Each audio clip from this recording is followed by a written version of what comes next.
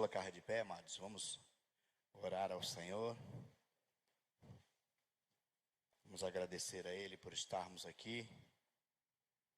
É uma palavra de Deus para nós nessa noite. E a gente precisa da condução, da manifestação e do trabalho do Espírito Santo para nos instruir nessa noite, né? A gente está bem próximo ao Natal, bem próximo à comemoração, assim se faz dizer, do nascimento de Jesus. E a gente vai entender por alguns caminhos pela Bíblia o que Deus teve que fazer para Jesus vir até você. Pai, em nome de Jesus, queremos agradecer a Ti, Senhor, nesta noite, por estarmos neste lugar. Agradecemos a Ti pela Tua bênção, pela Tua paz, pela Tua graça, por chegarmos a este lugar, Senhor. Este lugar não é outro senão a casa de Deus. E o Senhor aqui tem liberdade, Senhor, de trabalhar, de manifestar a Tua graça, Senhor, a Tua unção, de poder falar com os Teus filhos por intermédio da Tua palavra.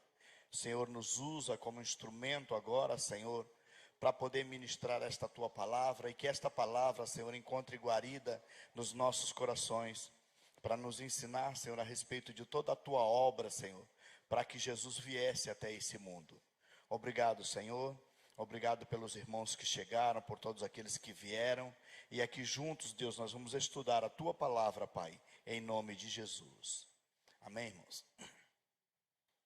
Pode sentar, amados.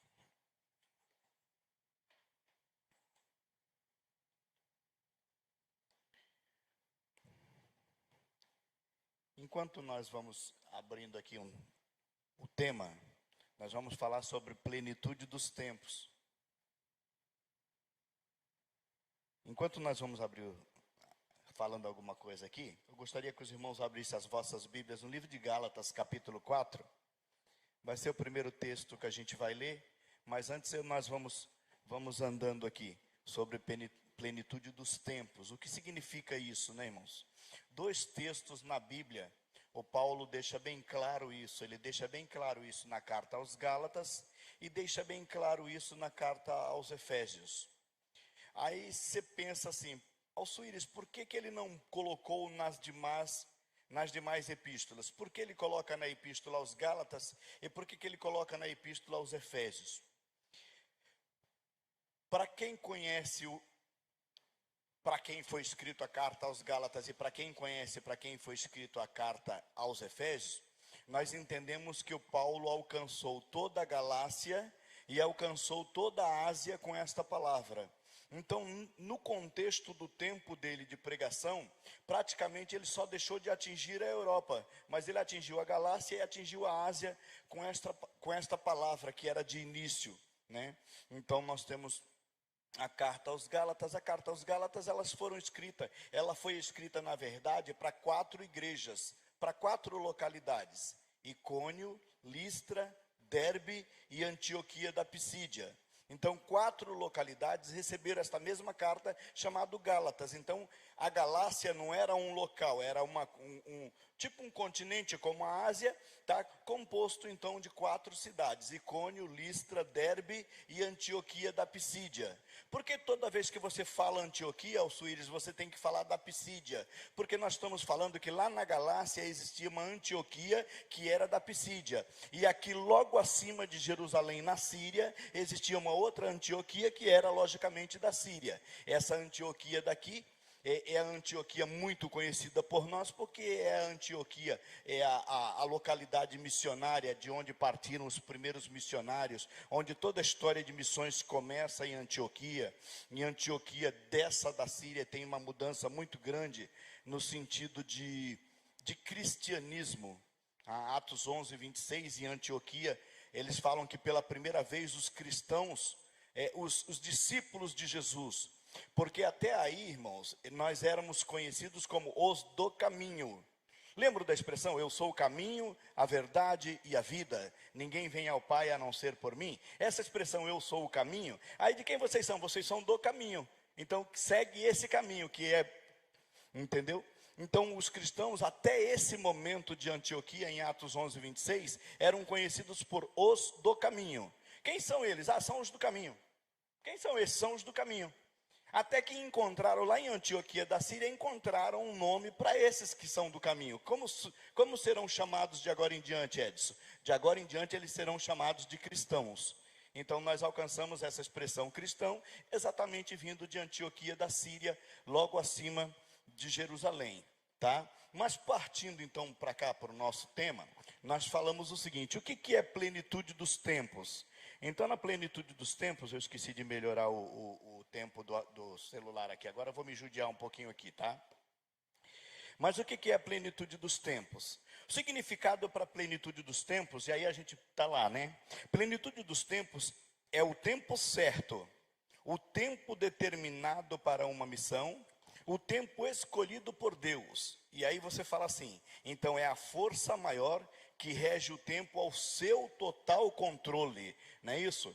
Então Deus tem um controle absoluto de tudo. Então, quando nós falamos plenitude dos tempos, nós falamos sobre um tempo que Deus determinou, um tempo que estava guardado, um tempo que estava protegido.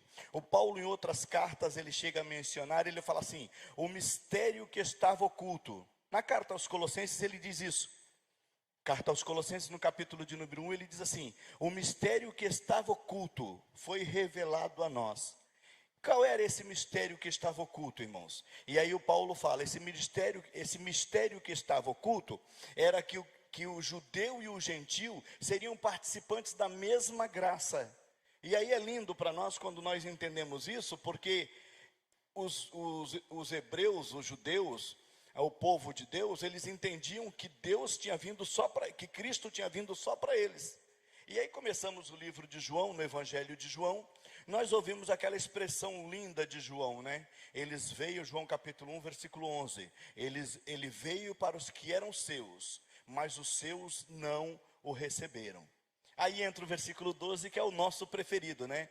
Capítulo 1 de João, versículo 12. Mas a todos quanto o receberam, deu-lhes o poder de serem chamados filhos de Deus. Então nós entramos nesta aliança. O Paulo diz que isso era um mistério que estava oculto. Só foi revelado no tempo necessário. Então esse tempo chamado por ele, o próprio Paulo, de plenitude dos tempos, era um tempo determinado por Deus, um tempo adequado, onde a gente vai entender nesse caminhar desse ensino, que Deus teve que preparar tantas coisas para a chegada de Jesus. E aí quando nós chegarmos no final, na nossa conclusão, você vai ver que coisa mais interessante. Então a plenitude dos tempos significa basicamente um momento apropriado, de acordo com o decreto de Deus, para que a sua vontade seja cumprida. Isso quer dizer que a plenitude dos tempos, então, é o tempo certo. Então, a plenitude dos tempos marca o cumprimento de um período, o fim da espera. Aí eu coloquei: Jesus chegou. É nesse texto de Gálatas que a gente encontra isso, né, irmãos? No texto de Gálatas, daqui a pouco a gente vai ler, mas deixa a gente andar mais um pouquinho, só para a gente, porque depois a gente vai ler ele bem compassado. Eu preferi deixar o texto inteiro, tanto de Gálatas como de Efésios, que é para a gente estudar nas entrelinhas o que o próprio Paulo, o que o Espírito Santo estava nos direcionando a aprender, estava nos levando a compreender que não foi tão simples a chegada de Jesus, irmãos. Houve um objetivo mais extraordinário para a humanidade com a chegada de Jesus. E o próprio Paulo, falando em Efésios, ele diz que Deus teve que mover os céus e a terra para que Jesus chegasse aqui. Então, nesse contexto, a plenitude dos tempos é o céu e a terra trabalhando juntos, né? Na plenitude dos tempos, então, acho que ela já mudou, né? Pode mudar. Isso.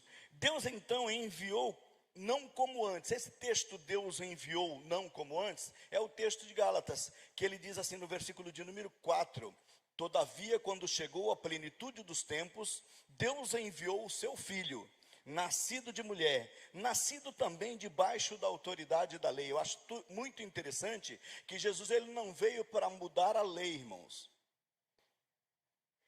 O Antigo Testamento, ele é traçado como um momento entre Deus e o seu povo, em que era muito difícil o povo se adequar aos costumes, se adequar ao sistema, se adequar ao compromisso com Deus, se adequar à palavra de Deus, ao seu ensino, porque era muito pesado. E aí Jesus vem, e ele vem para cumprir o Antigo Testamento.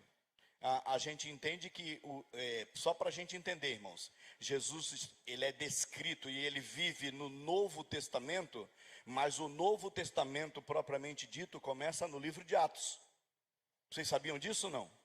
Sabiam, né? O Novo Testamento, propriamente dito, ele começa no livro de Atos. Por quê? Porque Jesus veio para cumprir tudo o que todos os profetas, 16 profetas pregaram no Antigo Testamento. E desses 16 profetas, todos eles falaram sobre Jesus. A gente vai pegar um pouquinho disso mais para frente, quando nós falarmos sobre os presentes dos magos para Jesus. Mas todos os profetas que falaram, eles falaram apontando para um futuro. Eles não sabiam qual era a proximidade desse futuro, mas eles sempre apontavam. Então, tudo que o Paulo faz, Deus fez convergir todas as coisas, a carta aos Efésios que nós vamos ler, né? O texto de Efésios. Deus fez convergir todas as coisas nele, e na plenitude dos tempos ele veio para cumprir tudo aquilo que estava estabelecido. Então Cristo veio para cumprir a lei, ele cumpriu a lei. Depois que ele cumpriu a lei, ele morreu pelo nosso pecado, e daí ele ressuscita e ele volta para o Pai. Aí o Espírito Santo vem e faz a entrada, então, do Novo Testamento. Então, Jesus está descrito no Novo Testamento, mas ainda faz parte do contexto do Antigo, mostrando para nós que ele cumpriu a lei. Ele não mudou a lei, ele cumpriu toda a lei, tá? Nesse sentido, só para a gente entender. Então, Deus enviou não como antes, através de uma teofania, mas ele enviou de forma diferente. Preste atenção nisso, irmãos. Jamais na história da humanidade havia acontecido algo igual. Jamais na história da humanidade havia acontecido algo igual. Nem tão pouco depois disso. Nem tão pouco depois disso, tá? Porque haveria também algo igual, onde o alinhamento do Kairos. Kairos é o tempo de Deus. E o Cronos, que é o tempo do homem, iriam se encontrar. Houve um momento nessa história para a chegada do menino, para que Jesus viesse, como Paulo vai descrever aqui no texto de Gálatas. Jesus teria que vir e ele nascer na terra como homem. Não cabe na mente pequena da gente isso, irmãos. Como que um Deus deixa de ser Deus? Filipenses capítulo 2 conta isso, né, irmãos? Começa no versículo 5, irmãos, tende em vós o mesmo sentimento que houve em Cristo Jesus, pois subsistindo na forma de Deus, não teve por usurpação ser igual a Deus, mas anulou-se a si mesmo, tomando forma de homem. Eu acho muito interessante quando Paulo tenta explicar, né, irmãos? Porque não dá para você entender como é que um Deus deixa de ser Deus para ser homem. Não sei se você consegue entender isso, irmãos. Aquele texto de Isaías capítulo 64, versículo de número 4, quando Isaías diz assim: desde a antiguidade não se viu, nem com olho se viu, nem com ouvido se percebeu um Deus além de ti, que trabalha por aqueles que em ti esperam. Não existe, irmãos, na história da humanidade um Deus doador. Deus é receptor, é lógico, irmãos, Deus recebe toda a honra, toda a glória e todo o louvor, mas antes dele receber toda a honra, toda a glória e todo o louvor, ele doou. A Bíblia fala que ele deu o seu próprio filho por amor a nós. Romanos capítulo 5, versículo 8 diz isso, né? Se Deus não poupou o seu próprio filho por amor a nós, não nos dará também juntamente com ele todas as coisas?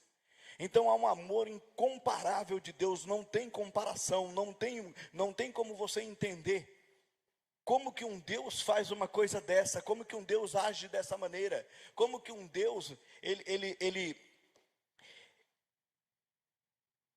pega o próprio filho, e o filho deixa de ser Deus para ser homem.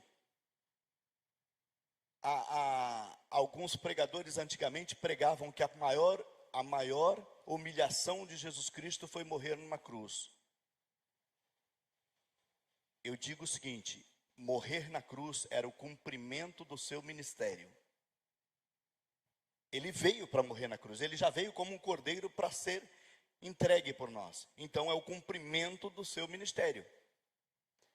Agora, a maior humilhação de Jesus foi deixar de ser Deus para ser homem. E o próprio texto diz: ele humilhou-se a si mesmo, tomando forma de homem. Então essa humilhação, quando um Deus deixa de ser Deus para ser homem. Alçuíris, por que ele deixou de ser Deus para ser homem? Porque era a única maneira de alcançar os outros homens de volta para Deus. Essa era a única maneira. Deus, nós só temos uma maneira de trazer de volta esses meus irmãos para cá. Qual é a maneira? É eu me transformar em homem e vou até lá e vou buscá-los para nós. Vou trazê-los de volta para nós. Então essa expressão de plenitude dos tempos, ela fica muito difícil da gente entender na mente, mas espiritualmente falando a gente entende isso, irmãos. Por que Deus teve que alinhar esses tempos? Porque a Bíblia fala que um dia para nós é como 1000 anos que passou para Deus. E 1000 anos para nós é como o dia de ontem que passou para Deus. E um dia, misturei tudo, né? Um dia para nós é 1000 anos para Deus, e um dia para Deus é 1000 anos para nós. Pronto, só para a gente entender. É mais ou menos isso. Por quê? Porque os tempos não se cruzam. Nós temos um tempo medido pelo cronômetro. Então nós temos dia, mês, ano, e vai continuando. Até chegar milênio, a gente continua. Agora, para Deus não. Para Deus todo o tempo, presente, passado e futuro ao mesmo tempo. Lembra quando ele perguntou para Moisés? Quando Moisés perguntou para ele: Deus, quando chegarem lá e perguntarem quem me enviou, o que eu falo? Aí ele fala assim, ó: eu sou, te enviou. Por que eu sou? Porque eu não era ontem, sou hoje, serei amanhã. Eu sou ontem, sou hoje e sou amanhã. Vocês entenderam isso, não? Deus, ele é sempre no mesmo tempo, mas para ele presente, passado e futuro não existe. Só que por você, por mim, ele teve que ajustar esse tempo, porque Jesus teve que fazer essa transição.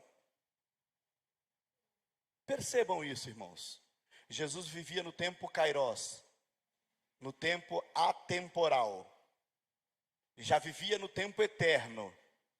Aí ele vem e entra no tempo cronos. E aí começa a contar. Primeiro dia de vida, 33 anos de vida, morreu. Por quê? Porque ele está no tempo do homem. Por que ele morreu? Porque ele está no tempo cronos.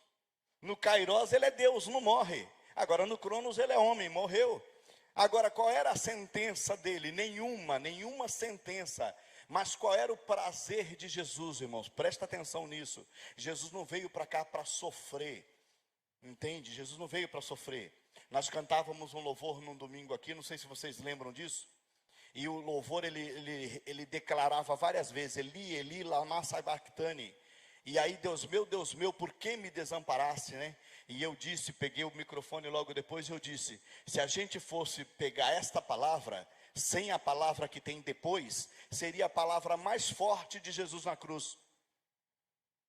Seria a palavra mais forte: Deus meu, por que me desamparaste?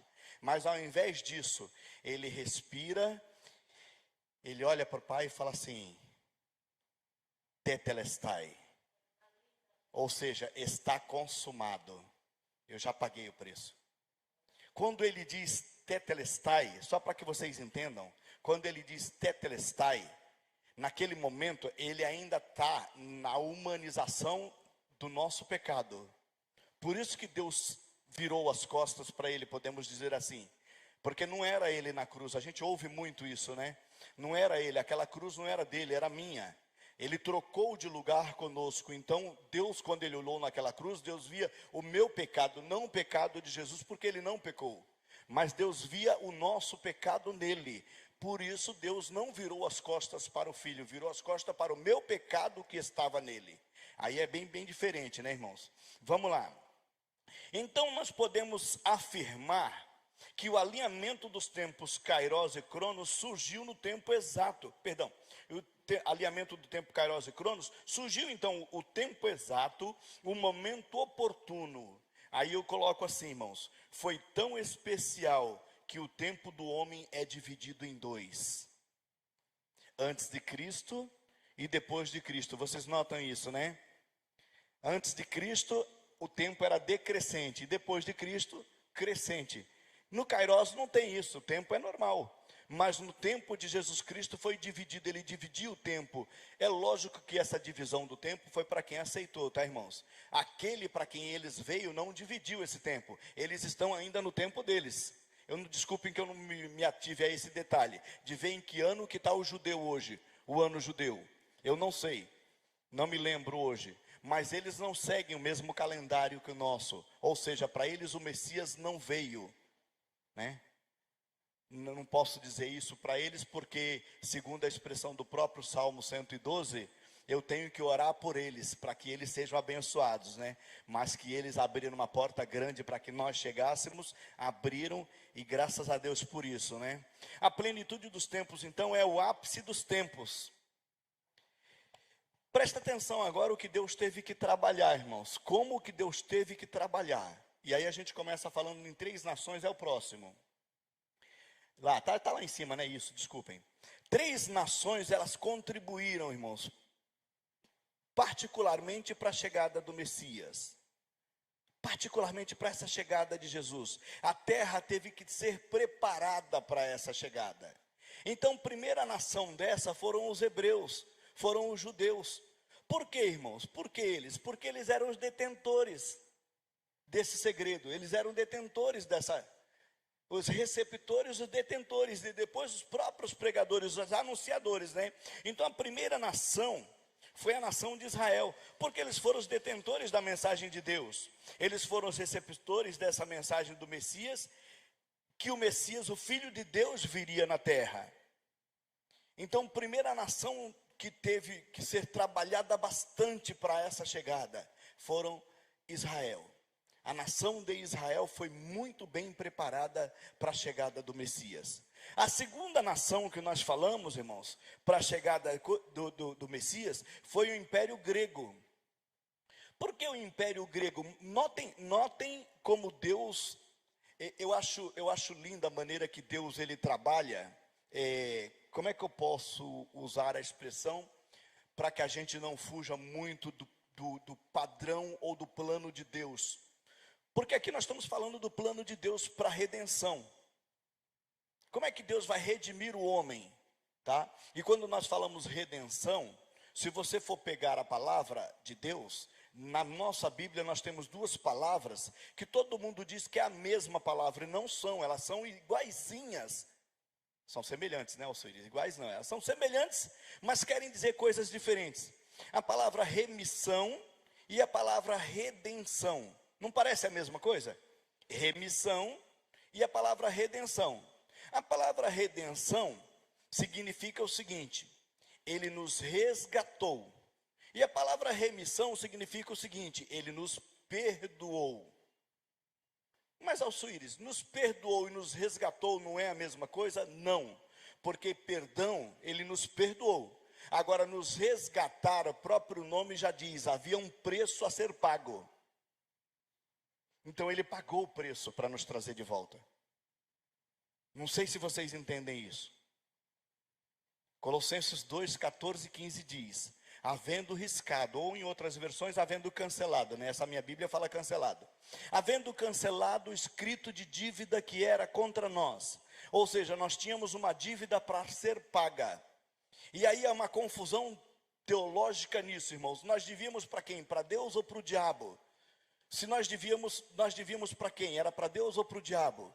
O próprio texto explica, não precisa a gente correr muito atrás de detalhes. O próprio texto explica. Havendo cancelado o escrito de dívida que era contra nós e que constava de ordenanças. Quem fez ordenanças para nós? Foi Deus ou foi o diabo? Foi Deus. Quem não cumpriu as ordenanças fomos nós. Então nós ficamos devedores de Deus por causa que não cumprir as suas ordenanças. Mas então por que que Deus teve que pagar? Por causa do acusador. Não sei se vocês entendem isso, irmãos. Toda a dívida que nós tínhamos, Cristo pagou. A Bíblia fala que ele cravou na cruz. Por que que ele teve que fazer isso? Para que ele não ouvisse mais o acusador chegar toda hora para ele. Olha, fulano fez isso, Beltrano fez aquilo, Cicrano fez aquilo. Ele diz assim: eu já paguei o pecado deles. Eu já paguei. Eu tinha um abençoado de um pastor que ele dizia o seguinte: eu estou livre do pecado. Cristo já pagou meus pecados passados, presentes e futuros. Aí é bom, né? Quer dizer, eu vou pecar ainda no futuro, mas já está pago, já está na lista já, né? Vamos lá. Então, o Império Grego, veja bem, sim, eu comecei o assunto e não concluí, né? Porque Deus, ele usou alguns homens na Bíblia que não são homens dele. Ele não chamou esses homens para trabalhar. Eles não tinham um ministério definido. Mas Deus usou a ferramenta que ele tinha para o momento. O texto de Isaías, no seu capítulo 45, mostra a minha Bíblia traz o título, desculpem. A minha Bíblia traz o título, o meu ungido. Isaías 45. Você vai ver lá em Isaías 45 a história de Ciro, o rei persa. Por que que Deus o chama de o meu ungido? Porque foi o decreto de Ciro que libertou os judeus que estavam presos. Pelo decreto de Ciro. Então Deus usou essa ferramenta que ele tinha, chamada Ciro, para libertar o povo dele que estava preso. Aqui agora nós estamos encontrando Jesus chegando na história, irmãos. O Império Grego, nós estamos numa transição de impérios. Deixa eu ver se eu não vou falhar aqui. Qualquer coisa, se eu falhar alguma coisa, a gente vai se ajustando. Mas o primeiro grande império que teve foi o Império do Egito. Então o Império Egípcio foi um grande império. Após a queda do Egito, veio o Império Assírio. Depois do Império Assírio, veio o Império Babilônico. Depois do Império Babilônico, porque o Império Babilônico, nós estamos numa crescente de império até o Império Babilônico. O Império Babilônico foi o mais forte deles todos. Quando o Império Babilônico sai de cena, para que eles continuem no mesmo nível, dois impérios teve que se juntar. Então foi o Império Medo e Persa. O Império Medo-Persa trabalhou. Por isso que nós falamos de Ciro, que era o persa, e Dario era o Medo. Os dois que reinavam juntos no mesmo tempo. Passando o Império Medo-Persa, nós entramos para o Império Grego. Mas o Império Grego foi muito fraco. Então ele chama Roma para trabalhar com ele. Então nós chamamos de Império Greco-Romano. São dois impérios trabalhando junto. E depois a gente continua, depois Roma cresce, nós hoje ainda estamos sobre o domínio do Império Romano. Invisível, mas ainda estamos nesse domínio. Então esse Império Romano, ele subsistiu. Veio desde os tempos de Jesus para cá. Mas os gregos, eles não perderam a sua atuação. Por que não perderam a sua atuação? Porque Roma é inteligentíssima. Como é que nós vamos abrir mão do conhecimento? Não sei se vocês entendem, irmãos. Olhem para trás, vejam como as pessoas abrem mão do conhecimento. Olha aí, dá uma olhada. Nós somos taxados, nós abrimos mão do conhecimento, normal, natural. Roma fez o seguinte: como é que nós vamos abrir mão do conhecimento? Quem tem todo o conhecimento, toda a filosofia, toda a ciência, são os gregos. Então deixa eles trabalhando com a gente vai absorver deles o que a gente puder. Então qual foi o momento de Deus na utilização desse Império Grego? O Império Grego, ele vem da seguinte forma, irmãos, presta atenção. A segunda nação a contribuir com a chegada da plenitude dos tempos foi o Império Grego, principalmente por causa de Alexandre o Grande. Todos nós conhecemos muitas histórias de Alexandre o Grande, só que eu não sei se você conhecia essa. Quando Alexandre o Grande, ele começou a trabalhar, ele teve 10 anos, irmãos. 10 anos ele liderou o Império Grego, e nesses 10 anos ele difundiu a língua grega. Para toda nação que ele conquistava, ele falava da língua grega. Presta atenção, irmãos, o Novo Testamento foi escrito em que língua?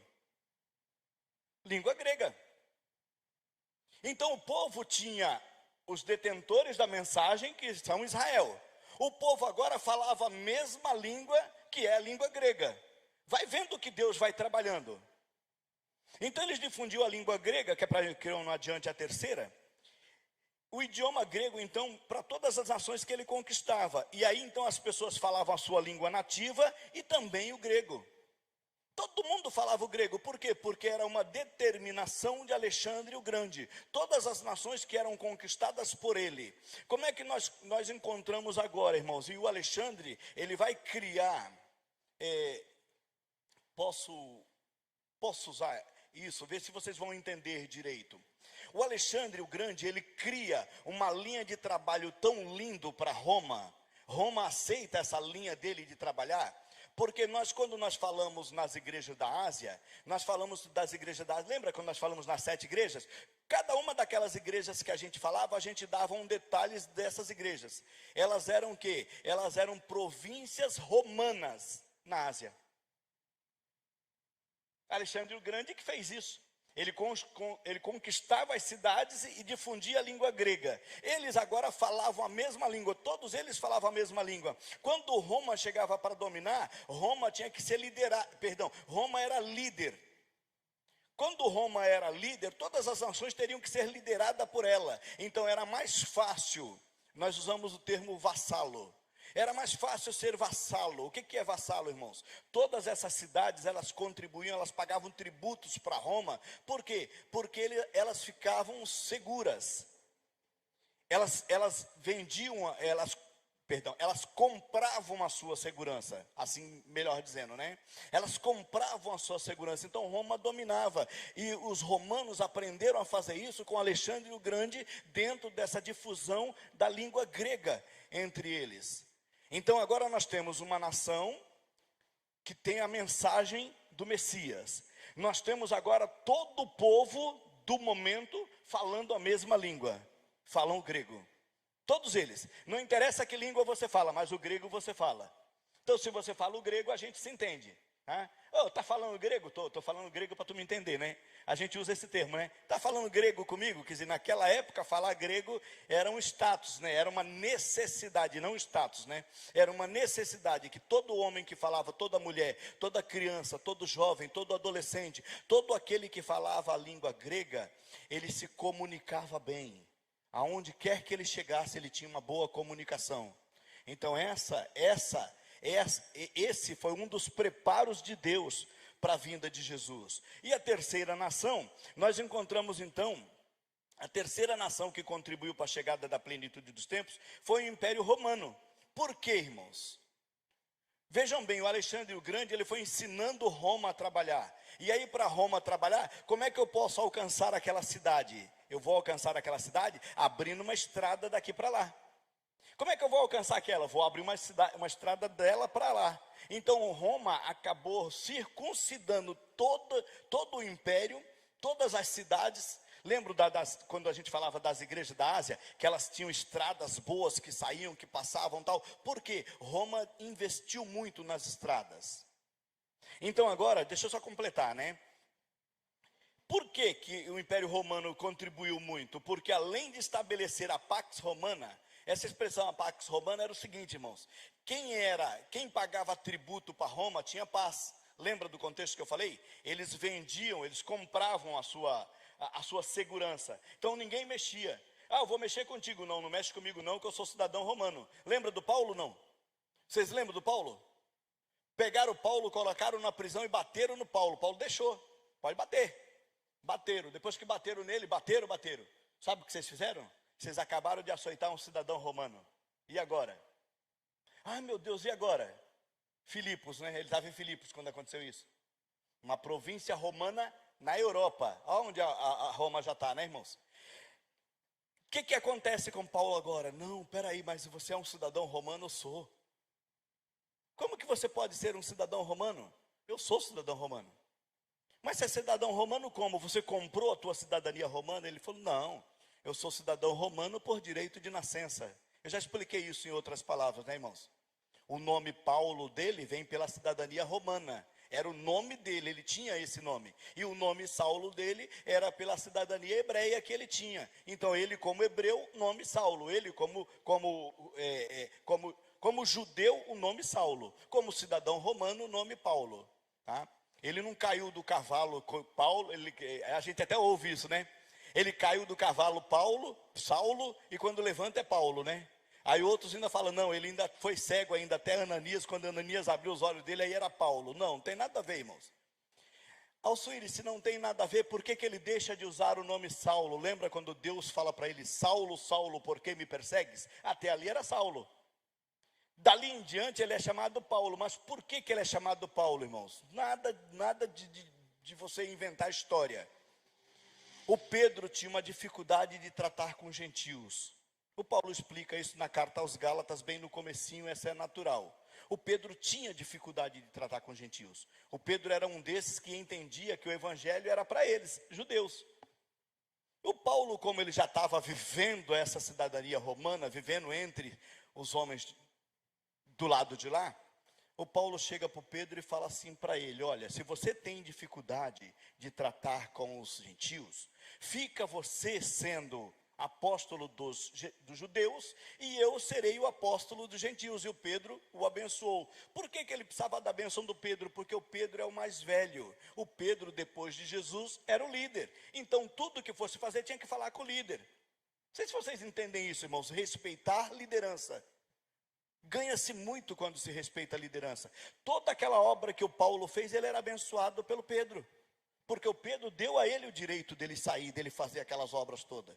Tudo isso, irmãos, vai mais longe quem vai sob a submissão. Vai mais longe, irmãos. Quem não aceita a submissão, vai só até ali a esquina. E ali na esquina ele morre, porque ele não aceitou a submissão. Mas se ele aceitar a submissão, ele vai muito longe, irmãos. Porque ele sabe, aquele que me deu a bênção para estar aqui, eu não estou só, eu estou sob a bênção dele. Não sei se vocês conseguem entender isso. Então vamos lá, o Império Romano, além dele estabelecer a paz romana, que era uma forma de estabelecer a ordem, eles foram os construtores de estradas. E as estradas ligavam as cidades e as províncias, ou seja, presta atenção agora nesse contexto, irmãos. Agora o mundo tinha uma mensagem, o mundo falava o mesmo idioma e, portanto, teria mais acesso a essa mensagem, porque estava ligado através das estradas. Perceberam o que Deus teve que fazer para a chegada do Messias? Para a chegada de Jesus? A gente não consegue entender, irmãos, a dificuldade que Deus teve. A dificuldade que Deus teve é boa, né, Alcides? Mas a gente não consegue entender o que Deus teve que fazer para fazer essa transição de Cronos, de Kairos e Cronos. A gente não consegue entender, não vai caber nunca na mente da gente isso. Porque Jesus teve que sair de um tempo para vir para outro. Até aí tudo bem. Mas, irmãos, presta atenção o que Deus fez na terra para a chegada do Messias. Para o teu Salvador chegar na terra, Deus teve que preparar o mundo. O mundo de então era preparado para a chegada de Jesus. Aí nós vamos começar agora, quem tem o texto de Gálatas, nós vamos para ele, né? Há dois textos bíblicos no Novo Testamento que trazem a expressão plenitude dos tempos. O primeiro está na carta aos Gálatas e o segundo na carta aos Efésios. Só temos esses dois textos falando sobre isso, né, irmãos? Esse texto que está falando sobre isso, eles vão falar exatamente como que foi a chegada do Messias. E aí não sei se está, pode pular mais uma. Pode pular mais. Quem está lá? Isso, pronto. Pode pular mais uma agora de novo. Isso, até aí, pronto. Então, daí em diante, a gente vai pegar esse texto de Gálatas. Quem tem a sua Bíblia, abra aí para você ir conferindo aí. Gálatas capítulo 4, versículo 1. Eu fiz questão de deixar no quadro, porque às vezes alguém não vem com uma Bíblia, e aí vai seguindo ali, tá? Para a gente que tem a Bíblia, a gente vai seguir assim dessa forma, irmãos. Olha o que Paulo escreve aos irmãos da igreja de Gálatas, da Galácia. Ele diz assim: digo, pois, que durante o tempo em que o herdeiro é menor, em nada difere de escravo. Nós estamos falando de um tempo em que os herdeiros, os escravos cuidavam dos herdeiros. Todos os senhores tinham escravos, e os filhos eram cuidados pelos escravos. E o Paulo usa esse trecho, usa essa expressão exatamente para ensinar para a gente, para explicar para a gente qual que era a nossa condição. O Paulo fala assim, no tempo em que ele era menor, em nada diferia ele do escravo. Aí o texto nosso diz, posto que ele é senhor de tudo. A minha versão, da King James, ela diz o seguinte, mesmo ele sendo dono de tudo. Mesmo ele sendo dono de tudo, ele era dono de tudo, mas ele não tinha direito de usar aquilo. Era só quando ele atingisse a maioridade. Então ele diz assim, ó. Mas ele está sob tutores e curadores, até o tempo determinado. Ouça essa expressão, tempo determinado pelo Pai. Assim também nós, quando éramos menores, o Paulo está dizendo o seguinte, nós éramos comparados a escravos, né? Nós estávamos servilmente sujeitos aos rudimentos do mundo. Nós éramos escravos do mundo. E aí ele diz assim, vindo porém a plenitude do tempo. Algumas expressões, algumas traduções nossas, somente a tradução Corrigida Fiel, somente a tradução Almeida Revista e Corrigida e a King James traz a expressão plenitude dos tempos. Todas as outras versões vai trazer plenitude do tempo. Por quê? Porque Gálatas, mesmo sendo plenitude do tempo, Gálatas fala do tempo Cronos e Efésios fala do tempo Kairos. Então, quando a gente fala sobre a plenitude do tempo é quando chegou o tempo exato. De todos eles que vêm falando do Antigo Testamento até Jesus, cumpriu o tempo. Então, a plenitude do tempo é o tempo fechado. Então, essa tradução aqui, esse termo aqui é o mais correto. Plenitude do tempo. Porque aqui nós estamos falando de Cronos. Havia um tempo determinado. Não sei se vocês conseguem entender isso. Havia um tempo determinado para a chegada do Messias. Esse tempo chegou. Então, cumpriu o tempo. Então, nós estamos falando de tempo Cronos. Estamos falando do tempo humano, tá? Kairos, tempo divino. Então, nós estamos falando de tempo humano. Quando a gente chegar na carta aos Efésios, nós vamos explicar dentro do contexto e vocês vão entender que lá está falando sobre o tempo de Deus, tempo divino. Havia um tempo de Deus e aqui nós estamos falando do tempo do homem. Toda a história trabalhou para esse momento, o momento da chegada de Jesus, o momento da chegada do Messias. Toda a história trabalhou, irmãos. Nós não sabemos como que Deus teve que trabalhar na tua história para que Jesus nascesse em você. Nós não sabemos. Alguns contam um testemunho, eu era isso, eu fazia aquilo outro, mas um dia cumpriu o momento, Jesus nasceu em mim. É interessante a gente observar isso, irmãos, para a gente não perder isso de visão. Não vou falar mais nada, senão eu ponho minha conclusão aqui agora. Mas a gente precisa entender, irmãos, que Jesus ainda precisa nascer em corações. Jesus ainda precisa nascer em vidas. Jesus ainda precisa ser mostrado, precisa ser anunciado. Naquele momento, para chegar a Jesus, Deus preparou Israel, Deus preparou a Grécia, Deus preparou a Roma para a chegada dele, porque era o momento. Para ele chegar naquele lar, irmãos, Deus prepara hoje o Jockey Club. Para ele chegar naquele lar lá, Deus prepara o que, irmãos? Vila Margarida. Para ele chegar naquele lar dele lá, Deus prepara o que? Jardim Castelo e outros assim. Para ele chegar naquele lado lá, Deus prepara a Praia Grande. Por quê? Porque ele precisa chegar. Não impeça, amados, que Jesus chegue nos lares e nas vidas que ele precisa chegar. Não impeça, trabalhe para isso. A ênfase desta palavra é isso. Vamos lá. Eu estou perdido. Vamos lá. Estou aqui, né? Isso, nascido de mulher. Mas vindo, porém, a plenitude do tempo. Essa versão, né? Deus enviou o seu filho, nascido de mulher, nascido sob a lei. Então percebam que Deus está falando de um momento e de um tempo determinado, um tempo cronos, um tempo humano. Dentro de um tempo humano que era pregado, nós não sabíamos quando, tá? Dentro de um tempo humano, a igreja vai ser levada para o céu, nós não sabemos quando. Mas dentro de um tempo humano, vai estar dentro do nosso tempo. Deus vai ter que trabalhar o tempo dele para que case com o nosso, para que chegue esse momento. Exatamente como esse da chegada do Messias, da chegada do seu filho. Nascidos de mulher, nascidos sob a lei. Aí ele diz assim, mas por que que ele nasceu de uma mulher? E por que que ele nasceu sob a lei? Sob é de baixo. Ele não nasceu acima da lei, ele nasceu abaixo da lei. Mas para que que ele veio? Por que que ele veio nessa condição? O Paulo diz o seguinte: era a única maneira dele resgatar os que estavam sob a lei.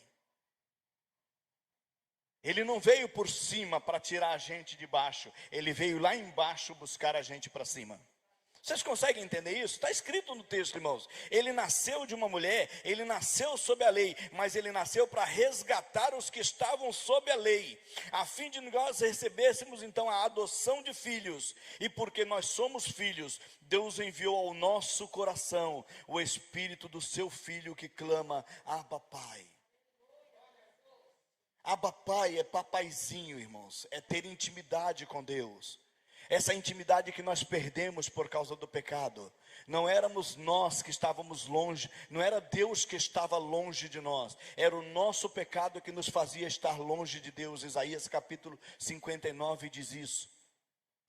Era o nosso pecado que nos distanciava de Deus.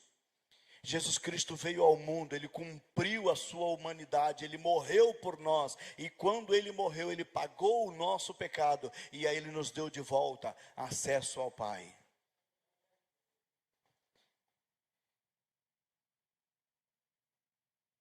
De sorte que não és mais escravo, porém filho, e sendo filho, nós também somos herdeiros de Deus. Quem conquistou isso para nós foi Jesus, irmãos. Pega o texto de Efésios. Efésios capítulo 1, do verso 3 em diante. Esse texto é mais longo, então tem que andar nele para que a gente consiga chegar no nosso tempo, sem a gente ultrapassar muito o tempo que a gente tem ali, o nosso cronos, aquele relógio que não para. É 9, é 10, é 11, é 12, e ele vai andando, ele não para não. Mas tá bom, para nós é bom que ele não pare, irmãos, porque está chegando a nossa hora. Deixa o relógio andar, a nossa hora está chegando. Vamos lá. Bendito seja o Deus e Pai de nosso Senhor Jesus Cristo. Efésios capítulo 1, o verso de número 3. Que nos tem abençoado com toda sorte de bênçãos de bênção espiritual nas regiões celestiais em Cristo. Regiões celestiais vai ser o tema do nosso próximo estudo. A gente vai explicar isso, irmão, porque tem alguns detalhes na Bíblia que a gente acaba perdendo o direito que nós temos por não conhecer a palavra. Nós podemos pecar por qualquer coisa, irmãos, mas nós não podemos pecar por falta de conhecimento. Nós não podemos pecar por falta de conhecimento. De maneira nenhuma. Oséias capítulo 4, versículo de número 6 diz: o meu povo tem sido destruído porque lhe falta o conhecimento. No livro de Mateus, quando começa o livro de Mateus, capítulo 22, o verso 29, Jesus diz assim: errais porque vocês não conhecem as Escrituras. E porque não conhecem as Escrituras, presta atenção no texto, porque vocês não conhecem as Escrituras, vocês não têm o direito de usar o poder de Deus. É isso que ele fala no texto. Vocês não conhecem as Escrituras e nem o poder de Deus. Como é que Deus vai mostrar o poder dele para nós, se o poder dele é mostrado pelas Escrituras e nós não conhecemos? Então vocês erram, porque vocês não conhecem nem as Escrituras e nem o poder de Deus. Vocês não têm acesso ao poder de Deus por falta de conhecimento. Vamos lá. Eita Jesus, onde é que eu estou? Nas regiões celestiais em Cristo. Assim também ele nos escolheu eu gosto da expressão, ele nos elegeu. Eu não sei se alguém tem essa versão aí. Isso, eu gosto dessa expressão, né? Escolhido e eleito é muito lindo, mas eleito é quando você, entre os escolhidos, você fala, eu quero esse. Então você foi eleito entre os escolhidos. É mais forte o tema, né? Onde eu estou? Isso, assim nos escolheu, obrigado, Gelzinho. Escolheu dele antes da fundação do mundo. Para que ele nos escolheu antes da fundação do mundo? Para que nós fôssemos santos e irrepreensíveis perante ele. Nós fôssemos santos e irrepreensíveis perante ele. Aí o outro texto começa o seguinte: e em amor nos predestinou para ele. Vocês perceberam como ficou mais bonito o texto? Não é nos predestinou, perdão, vamos lá.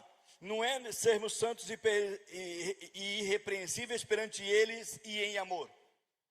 Perde o contexto. Essa expressão e em amor faz parte do outro versículo. É que não foi, é uma Bíblia de estudo, então por isso tem capítulos e versículos, mas ela foi escrita uma carta só, ligada. Então perante ele e em amor nos predestinou para ele. Irmãos, quem nos trouxe de volta? Predestinar é destinar antes. Deus te predestinou para o céu. Vocês entendem isso? Deus te predestinou para o céu. Só que esse predestinar, ele já tinha destinado o céu para você antes de acontecer alguma coisa. Antes de você merecer, antes de você ter aceitado a Jesus, antes de tudo isso, já estava preparado o céu. Então ele nos predestinou, não é isso, irmãos? Predestinou para ele, para a adoção de filhos. Notem que ele vai na mesma linha dos Gálatas, não é isso? Para a adoção de filhos, por meio de Jesus Cristo, segundo o beneplácito, segundo o conselho da sua vontade, né?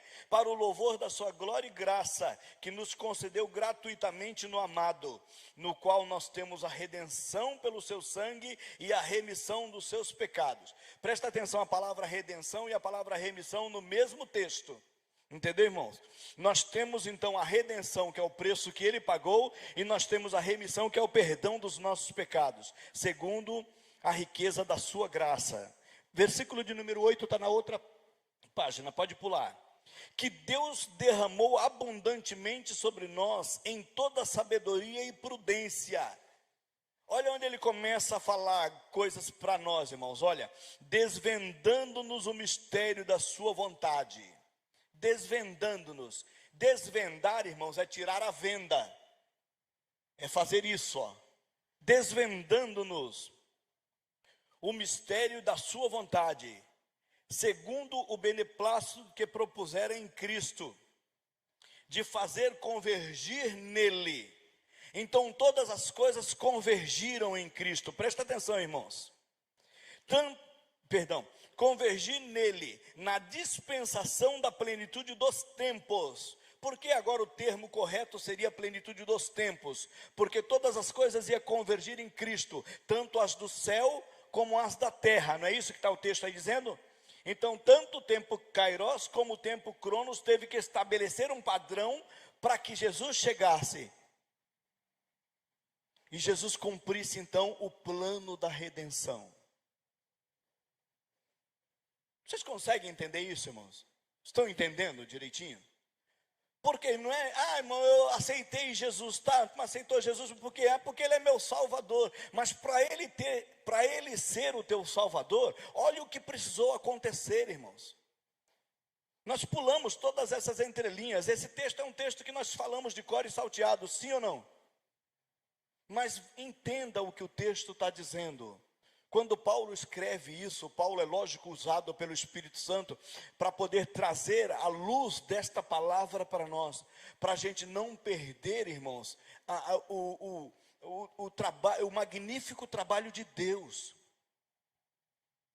para que Jesus chegasse até nós, para que Jesus viesse até nós, e para que Jesus cumprisse o ministério dele total sobre as nossas vidas. Ele continua dizendo o seguinte, irmãos. plenitude dos tempos para todas as coisas, tanto as do céu como as da terra. Digo, nele digo, né? No qual também fomos feito herança, predestinados segundo o propósito daquele que faz todas as coisas segundo o conselho da sua vontade, a fim de sermos para o louvor da sua glória, nós os que antemão esperamos em Cristo, em quem também vós, presta atenção nisso, irmãos. O Paulo diz, nós, os que antemão esperamos em Cristo, nós. Aí o qual também vós. Aí ele está falando para a igreja de Efésios, para a Ásia, né? Para toda a Ásia. Ele diz assim, e agora para o Jockey Club também, né, irmãos? Para todos aqueles que têm a detenção desta palavra hoje. Ele diz assim,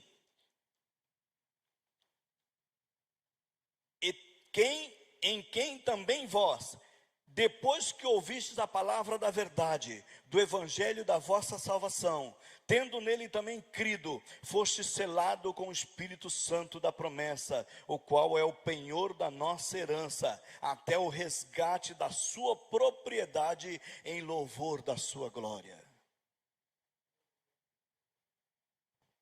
Paulo, ele faz uma mistura aqui, irmãos, para tentar nos explicar isso.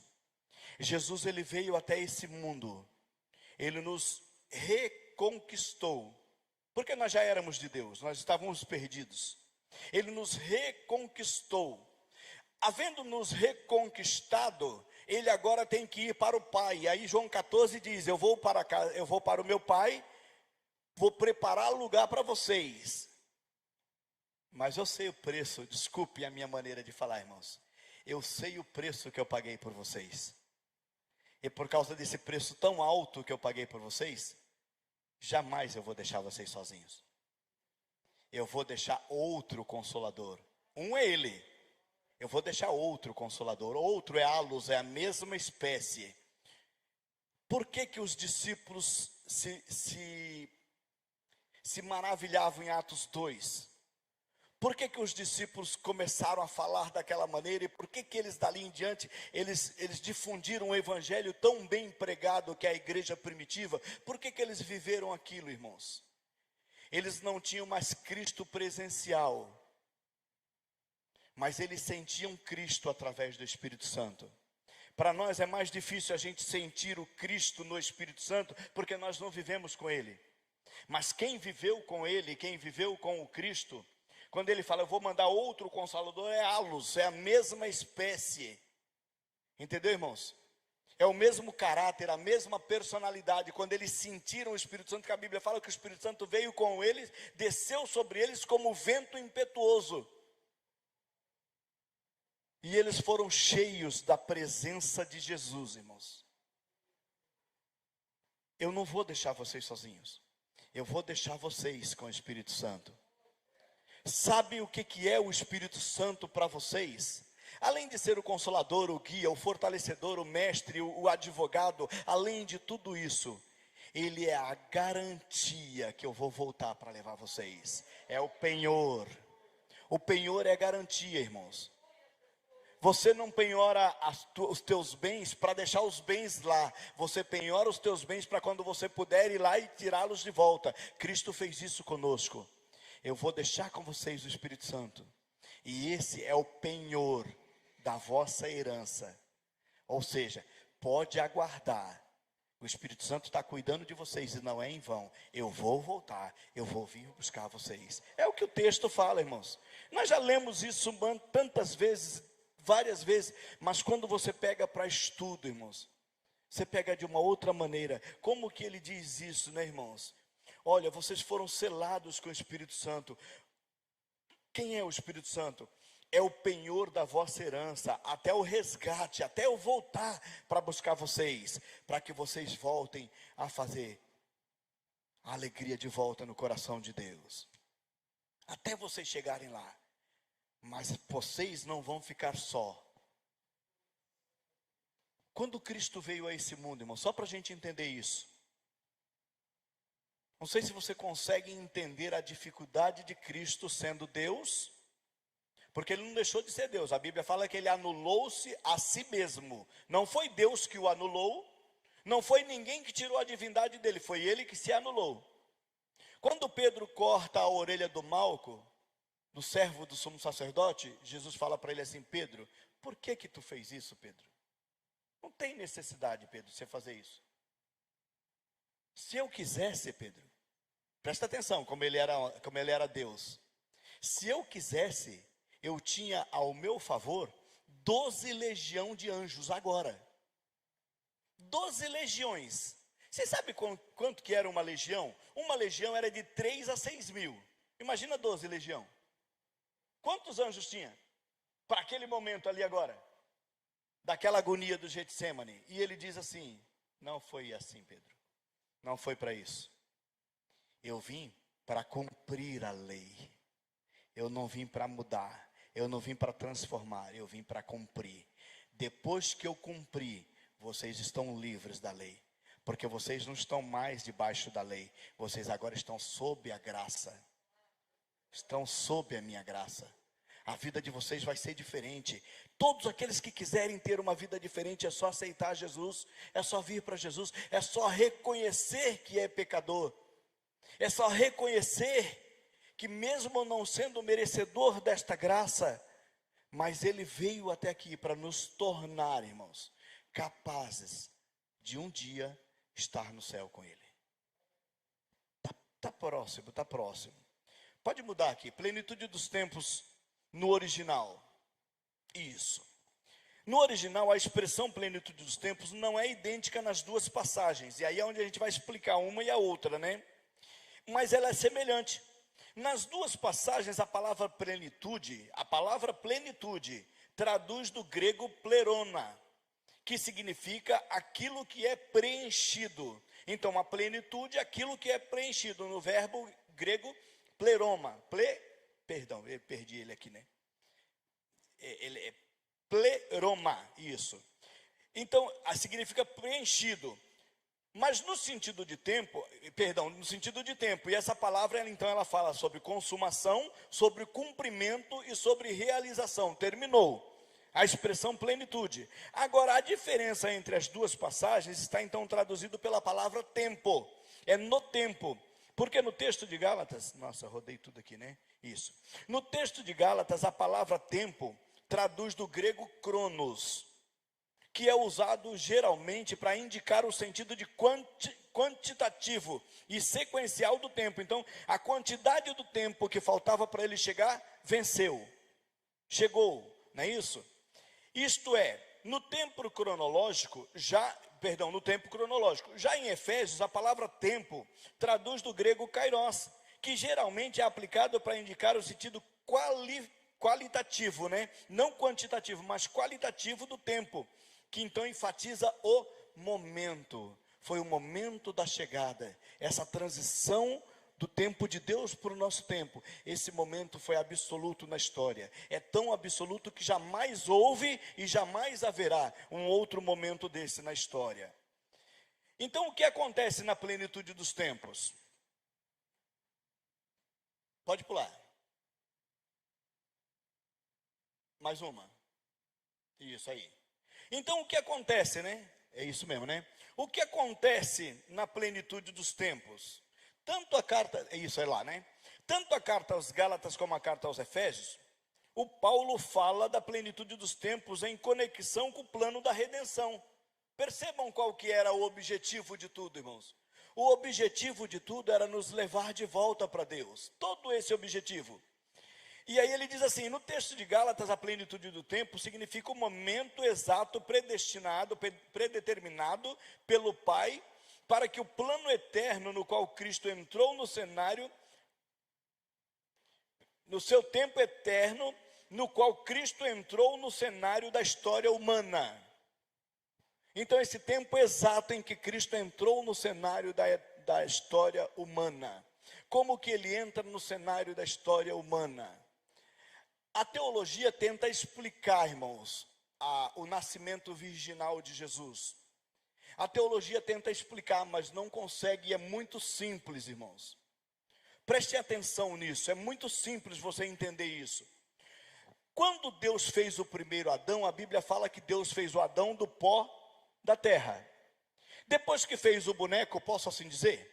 Depois que o boneco estava pronto, aí a Bíblia fala assim, o boneco está pronto, mas não tinha vida nele, faltava vida no boneco.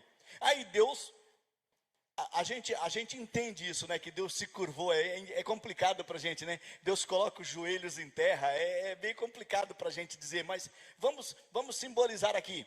Deus abaixa, põe os joelhos em terra, chega nas narinas de Adão e sopra. E quando Deus sopra nas narinas de Adão, Deus sopra Zoe.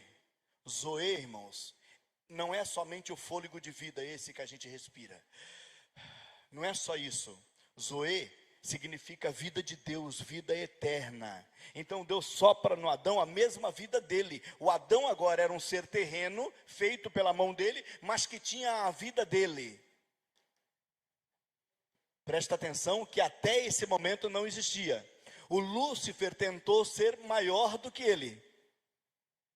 Mas o Lúcifer foi uma criatura. Ele não foi uma feitura. Posso usar esse termo, não? Ele não foi uma feitura. Efésios capítulo 2, versículo 10, confere aí. Nós somos feitura sua. Deus nos fez. Ele não falou, haja ao Suíris ouve. Deus me fez. Como é que Deus me fez? Deus fez o meu pai fecundar no ventre de Maria, minha mãe, também era Maria, tá? E nasceu esse bonitinho que vocês estão vendo aqui. Mas isso foi Deus que fez. Feitura, não é isso que está escrito aí? Nós somos feitura sua, tá? Essa expressão, a palavra feitura, no termo original do grego, significa poema. Essa palavra feitura significa poema. É como se Deus estivesse escrevendo um poema a hora que Ele estava te fazendo. O poema de Deus é a coisa mais linda que existe. Você é a coisa mais linda que existe. Você foi feito por Ele. Quando você não aceita o teu cabelo, quando você não aceita a tua estatura, quando você não aceita a tua gordura, quando você não aceita o teu jeito, quando você não aceita isso, você não está aceitando o poema que Deus fez sobre você. Quando você aceita isso, você aprende a viver com qualidade de vida, porque você vive uma vida aceitável, porque foi Deus que me fez assim. Vocês conseguem entender isso? Pronto, está pronto ali o Adão. O Adão agora levanta, Deus passa um tempinho, e a Bíblia fala que naquele momento da formação do Adão, a Eva já está formada, não sei se vocês entendem isso.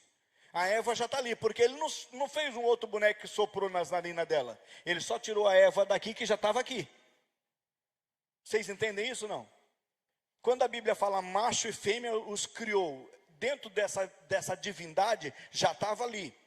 Só que agora Deus estabelece, presta atenção pessoal, Deus estabelece um padrão para a chegada de um ser humano na terra. O primeiro ser humano na terra eu fiz, eu soprei, está pronto. Eu não vou fazer um boneco toda hora e soprar nele, encher a terra dessa maneira. Quem vai encher a terra? Você, Adão. Você, Eva, vocês dois vão encher a terra. Como é que vai chegar agora um ser humano na terra? O Adão vai fecundar a Eva vai gerar, e da geração da Eva vai nascer uma criança. Estabelecido um padrão divino para a chegada de uma criança.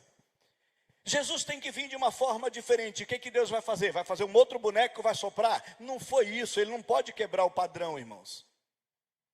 Ele tinha que nascer gerado de uma mulher.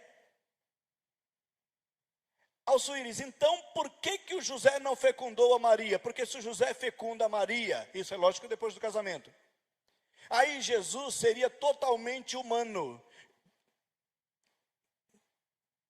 Vamos melhorar, Alçuíris? Vamos, senão confunde a mente do povo, né? Não é que Jesus não seria totalmente humano, Jesus era totalmente humano, só que Jesus não tinha a essência do pecado. Vocês entendem isso, não? Jesus tinha que vir sem a essência do pecado. Por quê? Porque a Bíblia fala que todos pecaram e destituídos, separados, eles estavam da glória de Deus. Então, se Jesus nasce do José e Maria, mesmo que Maria se santificou, mesmo que o José se santificasse, mas ele o padrão de Jesus seria Adão caído. O primeiro filho que Adão teve foi depois da queda, vocês sabem disso. Então Jesus teria esse padrão caído. Como é que nós vamos fazer? Dentro do que nós estabelecemos, que pode só nascer um ser humano, nascido do ventre de uma mulher. Para nós complicado, para Deus simples. Da mesma forma que eu fiz. Presta atenção, irmãos. Da mesma forma que eu fiz o Adão do pó da terra, o Espírito Santo vai fazer Jesus no ventre de Maria. Simples assim. Sem complicar mais nada. Não adianta tentar explicar mais nada. O Espírito Santo gera Jesus no ventre de Maria da mesma forma que Jesus gerou Adão, que Deus gerou Adão.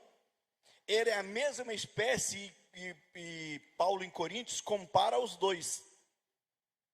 O primeiro Adão foi feito alma vivente, porém o segundo Adão foi feito espírito vivificante. O Adão gerou morte, Jesus Cristo gerou vida. Tá? Então essa é a diferença. Continuando. Vamos lá, que ele fechou, né? Demorou demais, Celso Willis. Pronto, abriu. Aonde eu estou, gente? Não adianta que eu estou perdido aqui. Isso. Isso, no cenário da história humana, tá? Então o verbo encarnou, é ali mesmo que eu estou, né? Nesse tópico aí, ó. O verbo encarnou quando todos os eventos preparatórios foram cumpridos. Havia uma preparação enorme para esse momento. Então o verbo encarnou, o verbo se fez carne e habitou entre nós. A gente conhece o texto de João, né? É João capítulo 1, se não me falha a memória, versículo 13, né? O verbo se fez, acho que 13 ou 14. Confere o texto aí, João 1, Evangelho de João, capítulo 1, verso 13 ou 14. O verbo se fez carne e habitou entre nós e vimos a sua glória como a glória do unigênito do Pai, cheio de graça e verdade. Então o verbo encarnou quando todos os eventos preparatórios foram cumpridos, significando então que o longo período de tempo, Cronos, havia chegado no seu final. Isso quer dizer que, embora o plano de Deus tenha sido estabelecido na eternidade, esse plano se concretiza no tempo quando tudo o que foi estabelecido se completa. Vocês entendem isso, irmãos? Tudo que Deus havia estabelecido para a chegada do seu filho foi cumprido. Então é o texto de Gálatas, tá? Mudando então o tópico. Daí então é possível entender, só pular mais um. Isso. Daí então é possível entender que a correlação dos textos de Gálatas e Efésios, pois aos crentes efésios, Paulo fala da plenitude dos tempos como sendo o momento no tempo em que Deus concretiza. Então o Cronos de antes ele fala que é o momento que chegou. Esse agora é um momento no tempo em que essas coisas se concretizam. O plano eterno da salvação, segundo o seu beneplácito, né? Segundo o seu conselho de fazer convergir em Cristo todas as coisas, tanto as do céu como as da terra. E aí nós entendemos que céu e terra tiveram que trabalhar juntos para essa chegada do nosso menino Jesus. Mesmo tendo sido, presta atenção, irmãos, olha só isso a gente está caminhando para o nosso final. Presta atenção nisso. Mesmo tendo sido preparado o tempo certo para a chegada de Jesus, pula mais um, pode pôr mais um, isso aí. Mesmo tendo sido preparado o tempo certo para a chegada de Jesus, só 3 reis magos o receberam como filho de Deus. Nós vamos ler a história aqui agora, está no texto de Mateus, já mais abaixo. Mas só aqueles 3 homens começaram a andar procurando onde Jesus nasceu. Um evento dessa magnitude, irmãos, não teve influência nenhuma no ser humano da época. Não envolveu mais ninguém. Só aqueles 3 homens foram ver o menino, só aqueles 3 homens andaram até ali, só isso fizeram aquele conhecimento. Nós vamos ler o texto, nós vamos ver que acontece um contextinho aí. Mas ninguém, irmãos, deu atenção para toda essa grande obra de Deus para chegar esse menino na terra. Ninguém deu atenção. Nós já falamos no Natal. A palavra é sobre Natal, só que é só no final.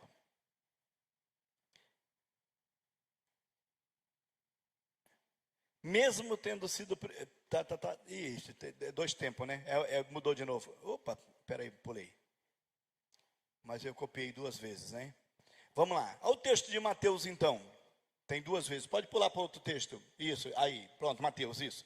Mateus capítulo 2, versículo 1. Quem tem a Bíblia, abra. Quem não tem, segue aqui comigo. Mateus capítulo 2, versículo 1. Tendo Jesus nascido em Belém da Judeia, em dias do rei Herodes. Então, nos dias de Herodes, Jesus nasceu em Belém da Judeia. Presta atenção nisso, irmãos. Jesus nasceu em Belém.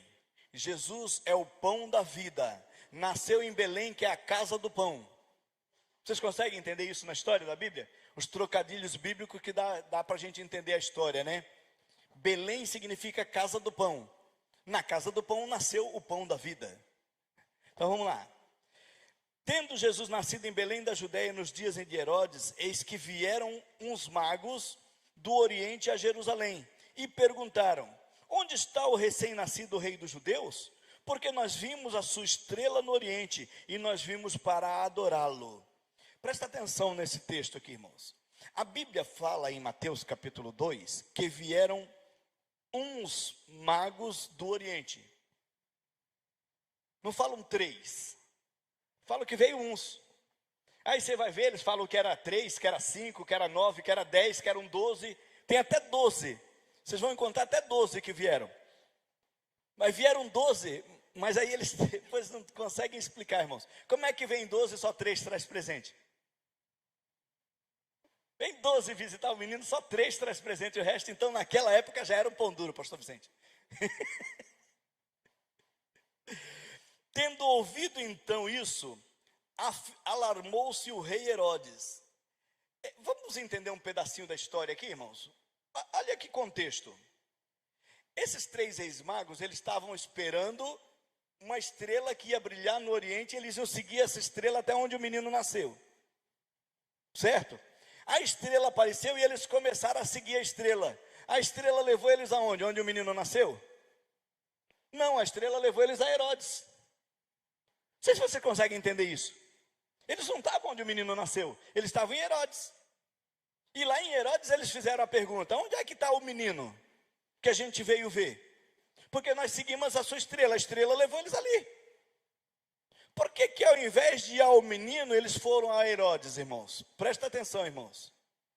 Olha o conflito que esses meninos causaram, porque ele fala assim: nós vimos ver o rei dos judeus. Herodes é o rei do momento.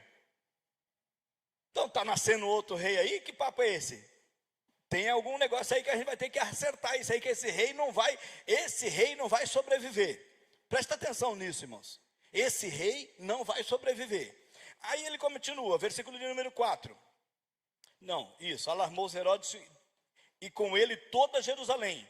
Então, convocando os principais sacerdotes, os escribas do povo, ele indagava deles onde o Cristo haveria de nascer. Presta atenção, que lindo, irmãos. Onde é que esse Cristo ia nascer? Porque ele sabe que a história lá está apontando para o nascimento desse menino. O Herodes conhece a história. Aonde é mesmo que falaram que ele ia nascer? Aonde? Onde falaram que ele ia nascer?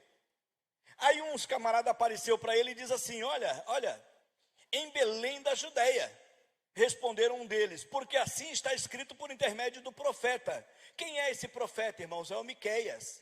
Miqueias capítulo 5, versículo 6 é quem vai falar esse texto que nós vamos ler agora. Alcides, quem é o Miqueias então na história? O Miqueias na história, eles começam o seguinte, irmãos: do ano 800 para cá, foram 400 anos de história em que os profetas profetizavam a chegada do menino. 400 anos eles passaram profetizando esse momento. Só que nós estamos do ano 800 aos 400. Alcides, e dos anos 400 até o ano 0, o que aconteceu? Quando Deus falou para eles ininterruptamente durante 400 anos, através de 16 homens, que haveria de vir um Messias, que esse curaria o povo, que esse restauraria a nação, que esse conquistaria um povo só, que esse teria um domínio, que esse seria rei eterno, que esse seria isso e aquilo. Deus passou 400 anos falando isso. e o povo não ouvia. Como o povo não ouviam, o que Deus fez, irmãos? Os próximos 400 anos, entre o ano 400 e o ano 0, o povo falava com Deus e Deus também não ouvia. 400 anos.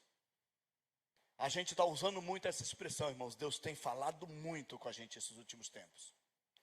E eu falo o seguinte, isso aí é para a gente se preocupar. Porque se Deus está falando muito, está na hora dele se calar já já. Quando é que Deus vai se calar, irmãos? No arrebatamento da igreja. Depois do arrebatamento, vão procurar Deus. Aí não existe mais, né, irmãos? O Espírito Santo já foi com a noiva para o céu. Nós estamos lá nas bodas do Cordeiro, enquanto está todo mundo sofrendo a grande tribulação aqui, porque não aceitaram esta palavra, não aceitaram este momento do Messias. Mas vamos lá, Suíris. Então, quem é o Miqueias? O Miqueias é um dos primeiros a pregar, irmãos. O Miqueias prega no campo e o Isaías prega na cidade. O Isaías era conselheiro real. Então o Isaías tinha vou usar esse termo, sim, posso usá-lo. Isaías tinha uma credencial real. Ele podia entrar no palácio e sair a hora que ele quisesse. Então Isaías trabalhava por dentro do palácio. Ele trabalhava com os grandes, com os maiorais. Vamos usar o termo, ele trabalhava entre os políticos do momento. E o Miqueias trabalhava com o povão no campo. No texto de Isaías, o Isaías dá o nome do menino, dá a profissão do menino, quer dizer, ele dá o ministério do menino, ele dá tudo sobre o menino. A única coisa que o Isaías não dá é onde o menino vai nascer. E para você saber onde o menino vai nascer, você tem que ir para Miqueias. Só que Miqueias é um livro pequenininho, se não me engano é 5 capítulos, perdi agora, se não for 5 é 6, mas é 5 ou 6 capítulos, acho que 5, e o Isaías é 64, não, 65, não, Isaías é 66, né? Isaías é 66 capítulos, só confere para mim aí, mas acho que Isaías é 66, tá? Alguns falam que por causa do ministério de Isaías ser tão forte, ele abafou o ministério de Miqueias. Não tem ministério forte que abafe outro ministério, irmãos. A uns Deus pôs como capitão de 10. A uns Deus pôs como capitão de 100. E a uns Deus pôs como capitão de 1000. Interessa é que no último dia você entregue os teus 10 para Deus. Mas o outro tinha 1000, eu só tinha 10, tá? Então por causa disso você não vai cuidar dos teus 10? Cuida dos teus 10.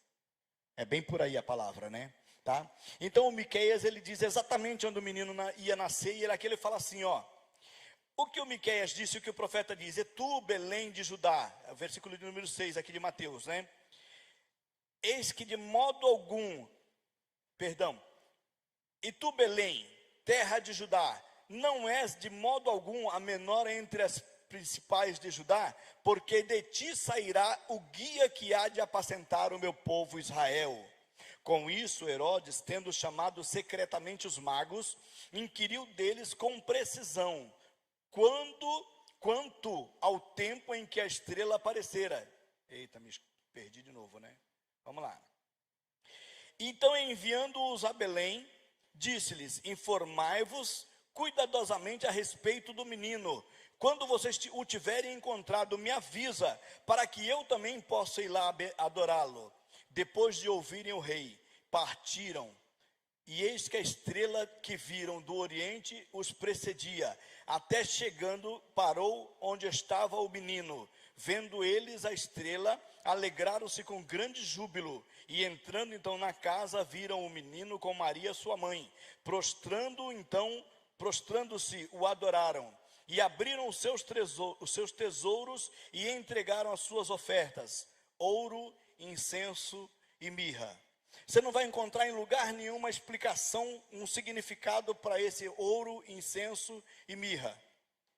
O ouro você consegue explicar. O incenso você consegue explicar, mas a mirra não. Tá, o ouro então, Jesus Cristo veio e ele tinha três ofícios na terra. Jesus Cristo veio para ser rei, não é isso?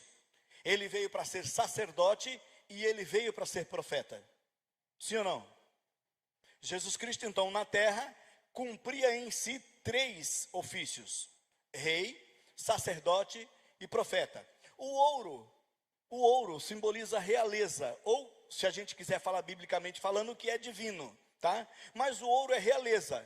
Se o ouro é realeza, o incenso significa o sacerdote, porque o sacerdote é quem usava o incensário. Mas e a mirra, Alçuíris? A mirra representa o seu ministério profético, porque mirra significa sofrimento, e Jesus passou bem na terra, não foi? Consegue explicar por aí, não? Tá? Tira Jesus pelo Jeremias, profeta. O que é mirra? Profeta chorão. Chorava por quê? Porque apanhava toda hora. Tira Jesus por Ezequiel. O que é Ezequiel? Ezequiel é um profeta, filho de sacerdote, que não conhecia o templo. Observa a vida desse menino. Tira depois de Oséias, né? Oséias é melhor. Tira de Oséias. Eu não falei os 4 juntos, né, irmãos? O Oséias e o Amós pregavam para as tribos do norte, o Isaías e o Miqueias pregavam para a tribo do sul. Os 4 entraram no contexto histórico dos profetas no mesmo tempo, entre os anos 800 e 400, né? Então o ministério de Isaías vem até o ministério 700, vem até o ano 740, né? Isaías prega muito. Os outros foram ministérios mais curtos, mas mesmo assim dentro desse contexto cabe. Mas agora nós encontramos o seguinte, veja bem, o ministério do Oséias foi um ministério bem problemático, por quê? Porque Deus o mandou casar com uma prostituta. Vai lá e casa-se com uma mulher de prostituição. Aí o Oséias vai no campo de prostituição, desculpa o termo, no local de prostituição, e ele pega uma mulher, a Gomer, e ele traz e casa-se com ela. E no meio do contexto da história do Oséias, a mulher volta para prostituir, ele volta lá e traz ela de volta de novo. E aí o povo ficou olhando e falou assim, mas peraí, não dá para você entender isso aí. Como é que tu, sendo um profeta, tu casa com uma prostituta? Aí o Oséias falou assim, então agora vocês vão ouvir a minha palavra, porque é exatamente onde eu quero chegar. Deus, mesmo tendo sido casado com vocês, Israel, vocês abandonaram Deus e se prostituíram com outras nações. Deus veio e mandou buscar vocês de volta, e vocês foram para outros de novo. E Deus está mandando eu falar para vocês, que Deus quer vocês de volta. Mesmo arrebentado, mesmo lascado, mesmo estrupiado do jeito que vocês estão, Deus quer vocês de volta. A palavra de Oséias teve um peso enorme, por causa da vida dele, não da palavra que ele pregava. Onde a tua vida fala mais que as tuas palavras. Vamos lá? Continuando, estamos terminando, tá? Isso. Então, eles foram advertidos então e prevenidos para que eles não voltassem. Eles foram prevenidos em sonho para eles não voltar para a presença de Herodes. Então eles regressaram por outro caminho. Então eles acabaram indo por outro caminho. Quero fechar minha palavra para vocês. Pode deixar que eu não coloquei nem o restante aqui. Só conhecimento. Mas vamos falar um pouco sobre o Natal, irmãos. O nosso Natal é representado por um bom velhinho de barba branca, com um gorro vermelho, uma roupa toda vermelha. É o tradicional Papai Noel. Papai Noel é muito mais lembrado, principalmente em dezembro, do que em Jesus o ano inteiro. Sim ou não? A ênfase nossa para o Papai Noel é muito maior, irmãos. O envolvimento dessa história, onde começou o Papai Noel? Aí todo mundo fala, o Papai Noel começou em 1800 e tal, é um tal de São Nicolau, e ele começou no dia do seu aniversário, que era o dia 6 de dezembro, ele começou a presentear as crianças pobres, e ele dava presente para as crianças pobres.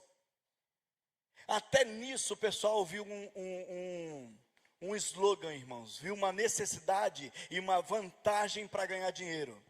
E aí então começaram a formar Papai Noel na Noruega, começaram a Papai Noel na Finlândia. Na Finlândia ele tem casa, irmãos. No Polo Norte ele tem casa, né? Na Polônia ele tem casa do Papai Noel, que é visitada o ano inteiro. Tem história para o Papai Noel o ano inteiro. Jesus, quando veio à terra, ninguém quis conhecê-lo, ninguém foi atrás, ninguém fez propaganda nenhuma. Até o ano de 1931, quando o cidadão norte-americano pegou a história do Papai Noel, vestiu ele de vermelho, porque até aí ele era vestido com qualquer cor de roupa, vestiu ele de vermelho, colocou um gorro nele e colocou um saco nas costas dele para falar que ele ia presentear. E aí saiu com ele para fazer a primeira propaganda da Coca-Cola. Até hoje a Coca-Cola é o refrigerante mais vendido no mundo, irmãos. Quem é o slogan da Coca-Cola? Papai Noel.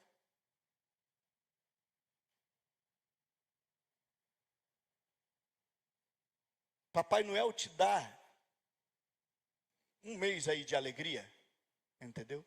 Quem é que não tirou foto aí ainda com um bom velhinho? Quem é que não foi lá? Quem é que não viu o Papai Noel estampado em algum lugar? Quando não tem o Papai Noel nos lugares, o pessoal fala, não vai ter Papai Noel esse ano. Cadê o Papai Noel? Não chegou.